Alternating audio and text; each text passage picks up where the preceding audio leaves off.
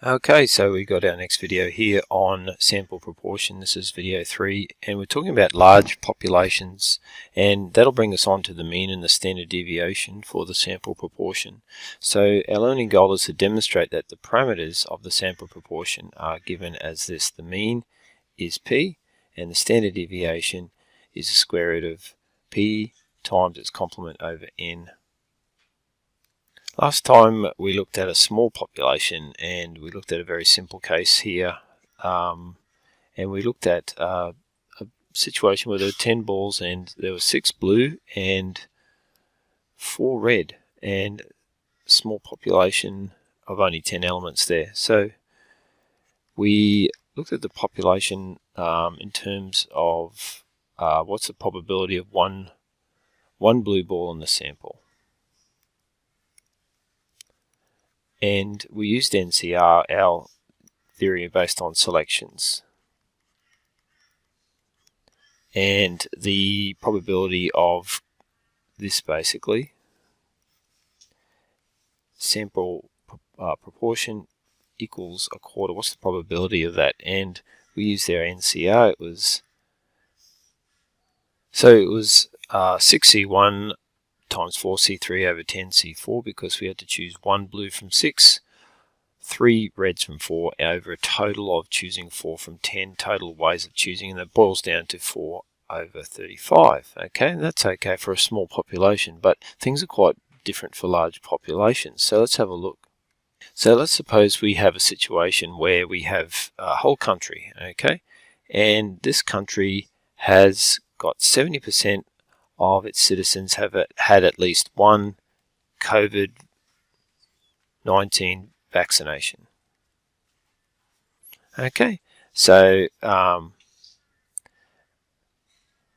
one COVID-19 shot. Okay, and let's say that's known, and so that therefore would be P, the population parameter, 0.7.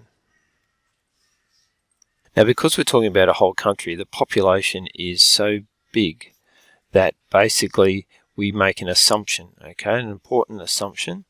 So we assume that the probability of observing that characteristic, that 70%, or the P is 0.7, is consistent for any selection of the sample. Okay, so it's consistent for any selection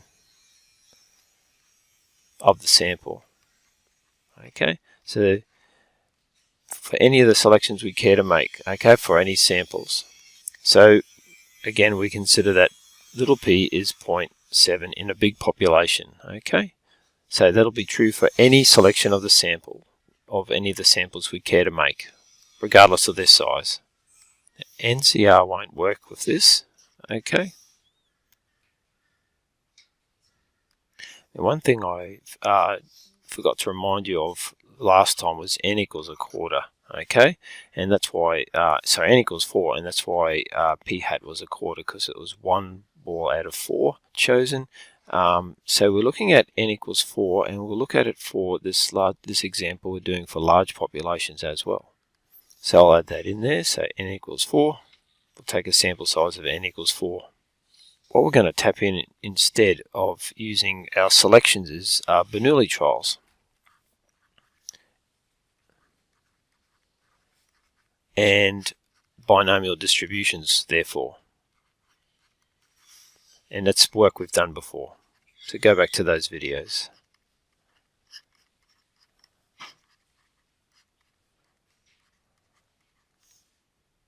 So for n equals 4, and we have a binomial distribution, our probability distribution works like this, and this is previous work.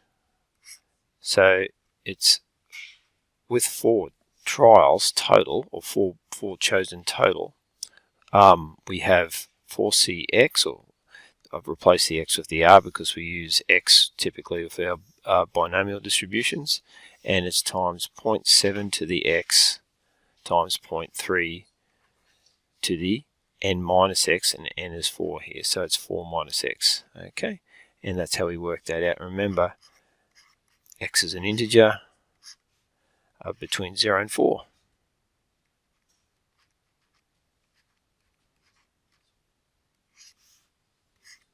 Okay, so x is an integer between 0 and 4. In other words, x equals 1, 2, 3, 4. So that's all previous work. So we'd get that as results there, and we've got, in this row here, we've got the number in the sample.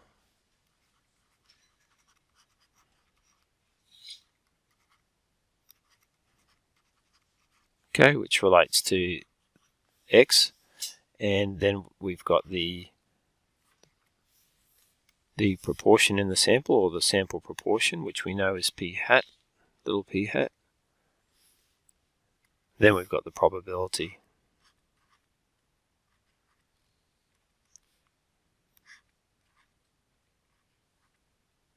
As such there.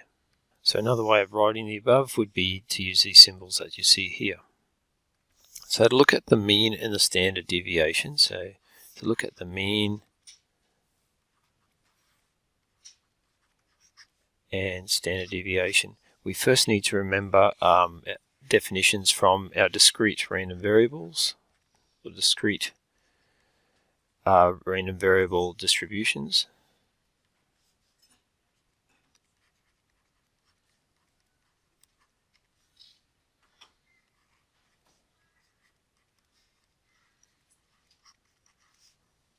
Okay, and the mean there, or expectation, or mu in other words, was sigma px. The variance, which leads us to standard deviation for x in one form, was e of x squared. This is all past work, minus e of x all squared.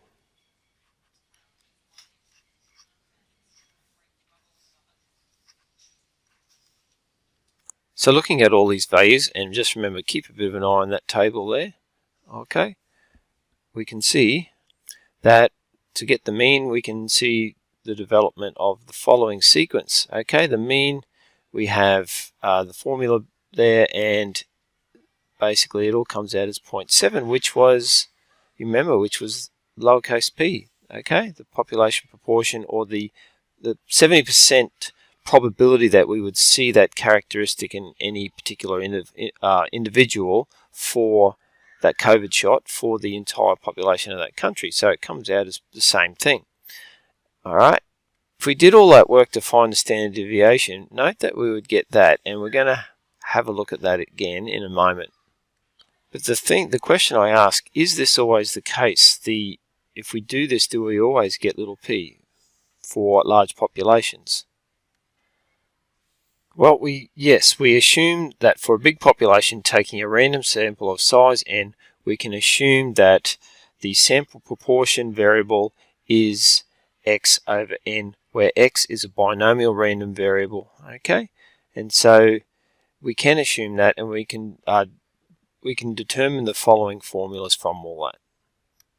Okay, and you may find these on a formula sheet. So the mean for a sample proportion, so for a random sample of size n, let me start from the start. For a large population, the mean and standard deviation of the sample proportion, okay, p hat, given by the mean of p hat is p, the population proportion, or the percentage of the population we know we would find that attribute in for the whole population, and the standard deviation is the square root of p times its complement, in other words 1 on p over n, all square root. Okay, so the standard deviation of a sample statistic, by the way, is called a standard error, if you ever see that terminology. With an example, suppose that 70% of 17-year-olds in Australia attend school. If a random sample, there's n equals 20 there, is chosen, find the probability that the sample proportion is equal to the population proportion. And we can do that with our binomial distribution. Okay, and we've seen things like that before. We get 0.1916. Part B and C we're going to do in part 2 of this video, and because depending on whether you use tech or not, it is quite drawn out and long. without tech. With tech it's not, so that will be in the next video, part 2 of this. So consider this video 3 part A. Okay.